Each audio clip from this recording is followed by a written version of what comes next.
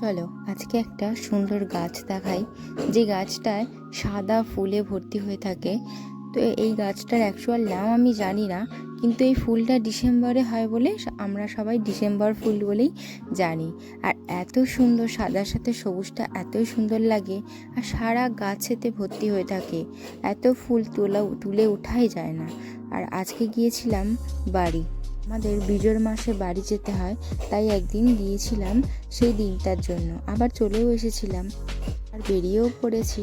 দেখো, মনটা একটু খারাপ ছিল, তবে সেদিনই আমি ফিরে আসতাম, তাও অনেক দিন বাবার বাড়িতে ছিলাম, তো একদিনের জন্য গেলেও একটু মনটা কষ্ট লাগছিল। আর এই যে রোডটা, এটা কোন রোডটা চিনতে পারছো? এটা হচ্ছে দিল্লি হাই রোড।